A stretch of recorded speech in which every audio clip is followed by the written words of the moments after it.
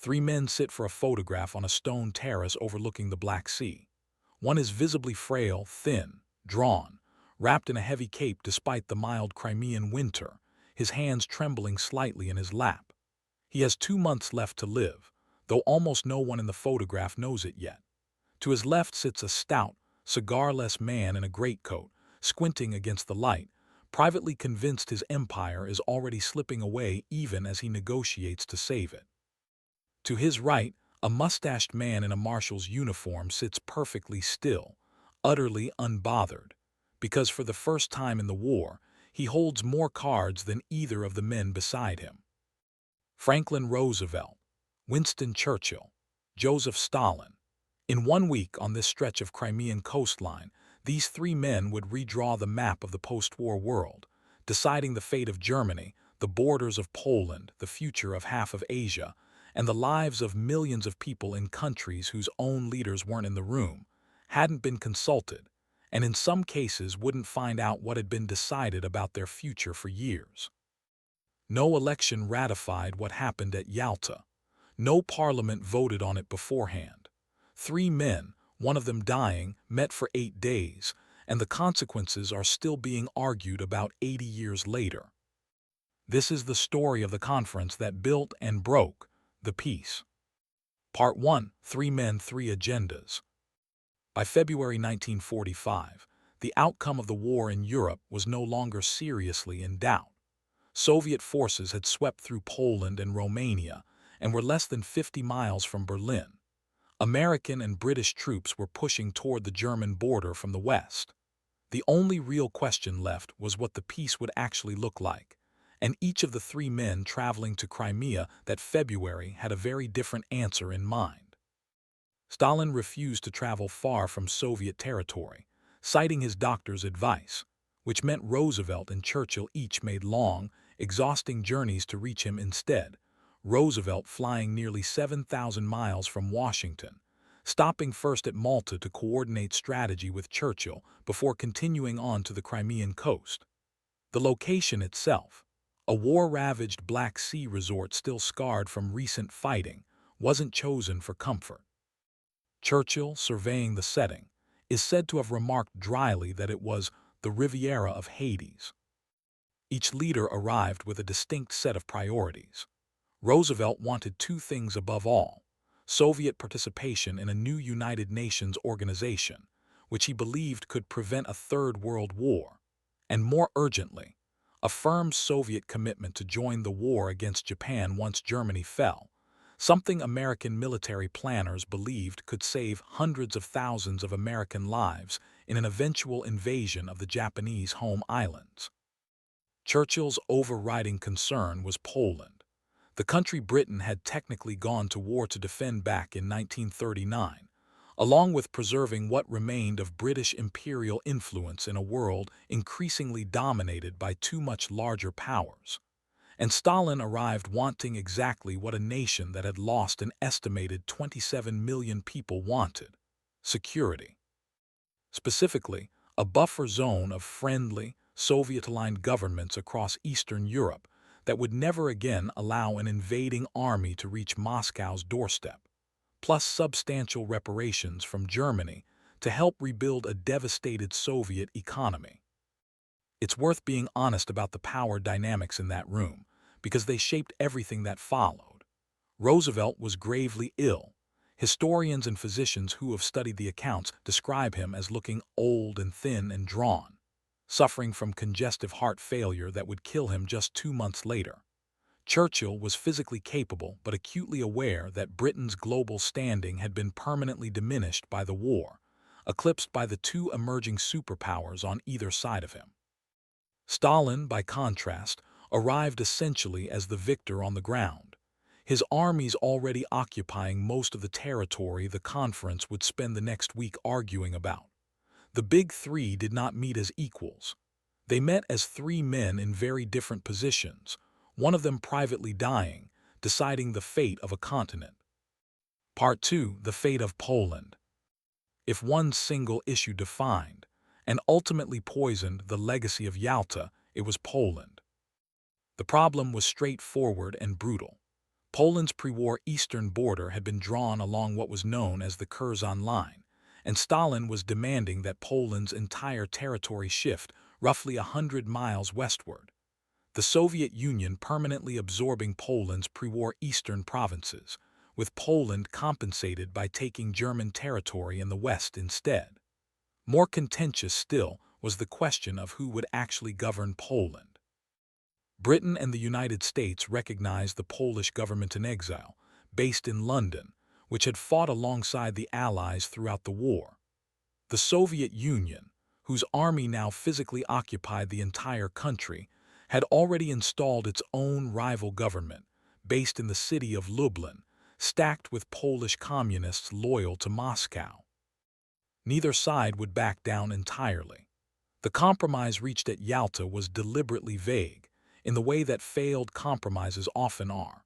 The existing Soviet-backed Lublin government would be reorganized on a broader democratic basis to include some non-communist Polish leaders, and critically, free and unfettered elections would be held in Poland as soon as possible.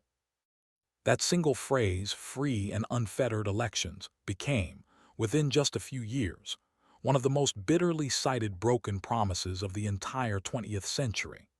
The elections eventually held in Poland in 1947 were neither free nor fair, marred by intimidation, arrests of opposition candidates, and manipulated results that handed the communists a dominant, uncontested position. Arthur Bliss Lane, the American ambassador to Poland at the time of the original agreement, resigned in protest even before the elections were held, writing that, when he first read the actual Yalta text, almost every line spoke of a surrender to Stalin. Roosevelt's defenders, then and since, have made a genuinely difficult argument worth taking seriously. With Soviet troops already occupying the entirety of Poland by February 1945, there was, realistically, very little the United States or Britain could have done to enforce a different outcome without risking a new war against an ally that had just helped defeat Hitler. The choice at Yalta wasn't between a free Poland and a captured one. It was between formally acknowledging a reality that Soviet tanks had already created, or refusing to acknowledge it while being powerless to change it. That argument doesn't erase the broken promise, but it does complicate any version of this story that treats the outcome as a simple failure of will. Part 3. Carving up Germany. The second major item on Yalta's agenda was more straightforward, at least on paper: what to do with a defeated Germany. The Big Three confirmed a plan, largely worked out in prior discussions, to divide Germany into separate occupation zones administered by the United States, Britain, and the Soviet Union, with a fourth zone carved out of the American and British sectors, allocated to France, at Churchill's insistence, over some initial Soviet reluctance. Berlin itself, though located deep inside what would become the Soviet zone, was similarly divided into four sectors, a decision whose consequences wouldn't fully reveal themselves until the Berlin blockade and airlift, 3 years later. The conference also agreed on the broad principle that Germany would owe substantial war reparations, largely to the Soviet Union, though the precise figures were kicked down the road to a reparations commission for later negotiation. An unresolved detail that would itself become a source of growing friction between the wartime allies as 1945 wore on. The leaders further agreed that Germany's war-making industrial capacity would be dismantled or confiscated, and that major Nazi war criminals would face trial before an international tribunal, a commitment that would be honored later that year at Nuremberg. Compared to Poland, the German settlement drew relatively little controversy in the years immediately following Yalta. Its consequences, a Germany and a Berlin physically split for the next 45 years, would take longer to fully reveal themselves. Part 4. The secret deal over Asia. While the Polish and German negotiations played out in public view, a separate, far more secretive set of talks was happening in parallel. one that wouldn't become public knowledge for nearly 2 years, and that involved a country that wasn't even in the room. Roosevelt's central military concern heading into Yalta was Japan. With the war in the Pacific still raging and no guarantee the atomic bomb, still untested in February 1945, would work or end the war quickly, American military planners were bracing for an invasion of the Japanese home islands they projected could cost as many as 500,000 American casualties. Securing a firm Soviet commitment to enter the Pacific War felt, to Roosevelt, like it might be worth almost any price. Stalin's price turned out to be substantial. In a private agreement negotiated directly between Roosevelt and Stalin, one that Churchill was informed of but not directly party to negotiating, the Soviet Union agreed to declare war on Japan within 2 to 3 months of Germany's surrender. In exchange, the Soviet Union would receive the return of southern Sakhalin Island, outright possession of the Kuril Islands, a lease on the strategic port of Port Arthur, joint control over key Manchurian railways, and the preservation of Soviet-aligned Mongolia's independence from China. Here's the detail that made this agreement genuinely extraordinary. China was giving up significant territory and influence under this deal, and the Chinese government, led by Chiang Kai-shek, was not consulted, informed, or given any say in the matter at all. The agreement was kept entirely secret, locked away in Roosevelt's private papers, and wasn't formally made public until 1946, after Roosevelt's death, after the war's end, and well after the territorial transfers it authorized had already begun. When word of the deal eventually leaked, even senior American officials, including Secretary of State James Bynes, who had actually attended the Yalta Conference himself, admitted publicly that they hadn't known the specific terms and had never even seen a copy of the agreement. The atomic bombings of Hiroshima and Nagasaki in August 1945 ended the Pacific War before the invasion Roosevelt feared ever had to happen, leading many historians since to ask a difficult counterfactual question. Had the bomb's success been known or anticipated at Yalta, would Roosevelt have paid nearly as high a price, in territory that wasn't his to give, to secure a Soviet entry into a war that turned out not to require it? Part 5. The Darkest Bargain. If Poland was Yalta's most politically consequential broken promise, and the Far East Agreement was its most secretive, the conference's most morally troubling decision has remained, for decades, its least publicly known. As Allied and Soviet forces advanced into Germany from opposite directions, each side was capturing prisoners of war and displaced civilians belonging to the other's nationality, including, significantly, millions of Soviet citizens who had ended up in German hands, some as POWs, others as forced laborers, and a smaller number who had actually taken up arms alongside Nazi Germany against Stalin's regime. At Yalta, the Big Three agreed to a formal repatriation arrangement. All Soviet citizens found in territory liberated by American and British forces would be returned to the Soviet Union, and in exchange, the Soviet Union would return Western Allied prisoners of war it had liberated from German camps.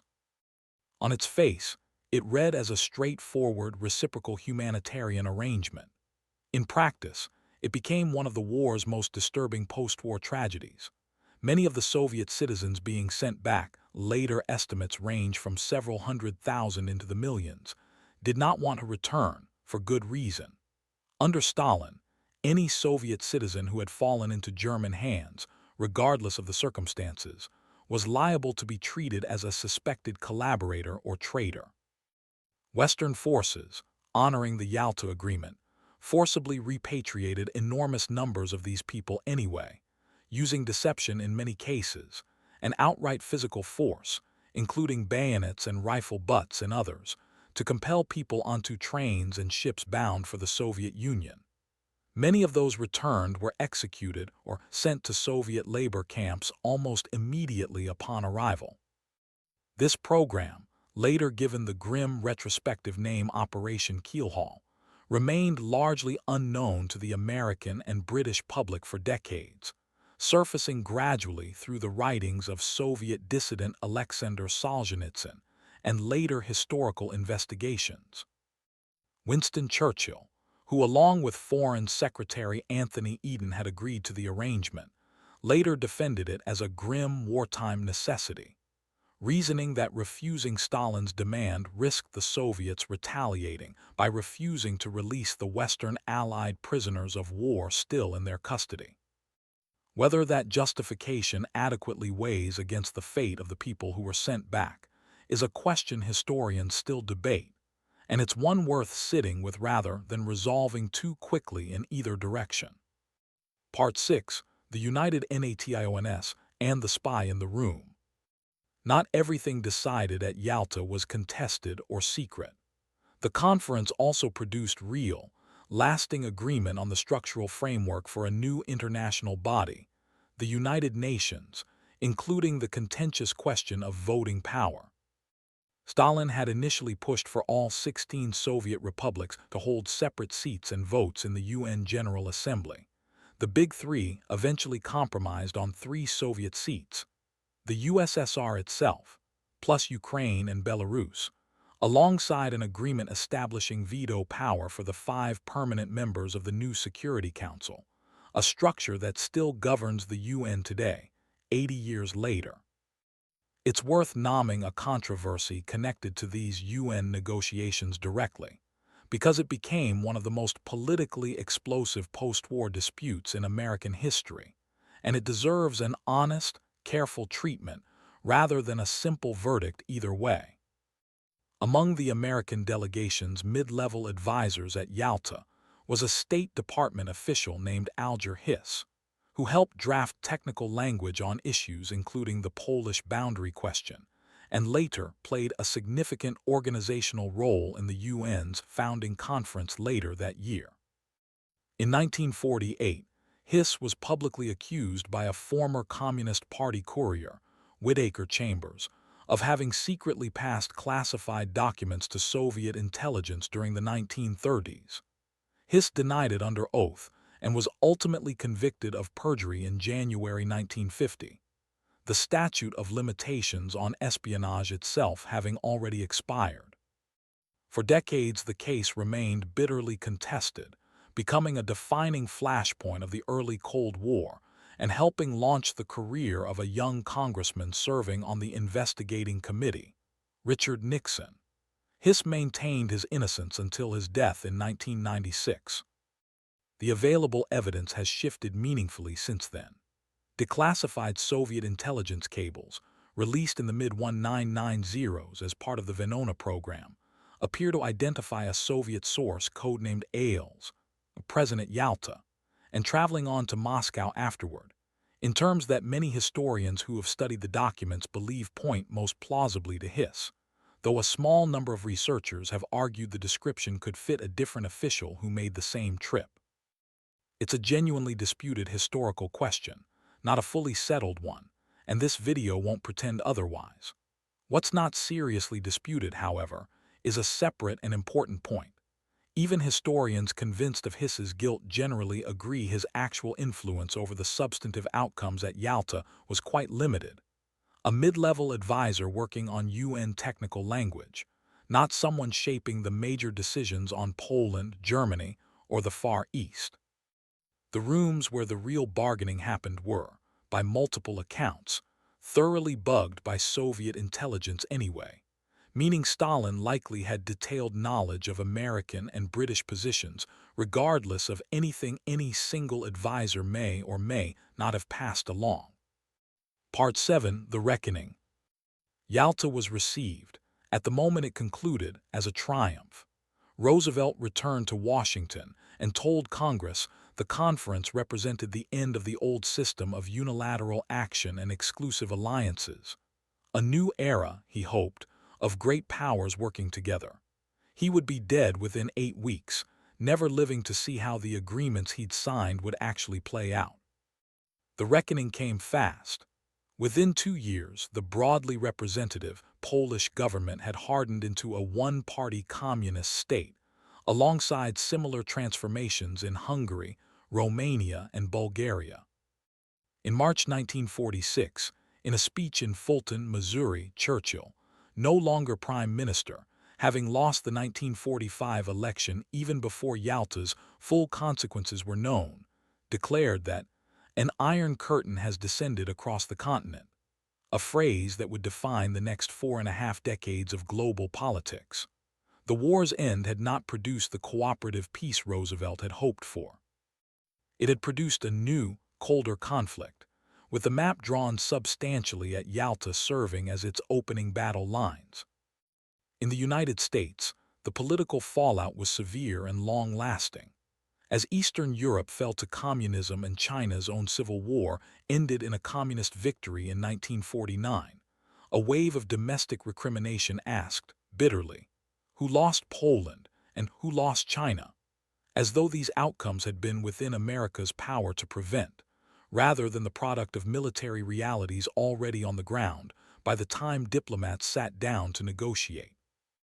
Yalta became, in the political language of the following decade, shorthand for appeasement and betrayal, a word Senator Joseph McCarthy and others wielded relentlessly, often unfairly, against the very officials who had tried, with limited leverage, to extract whatever commitments they realistically could from an ally whose armies already controlled the ground in question. The historical judgment on Yalta remains genuinely divided, and honest treatments of this history should resist the temptation to declare a simple verdict. Defenders argue Roosevelt secured what was actually achievable given the military facts of February 1945, Soviet entry against Japan, a framework for the United Nations that still functions today, and formal, if ultimately unenforced, commitments to democratic self-determination that at least gave the West moral standing to condemn what came next.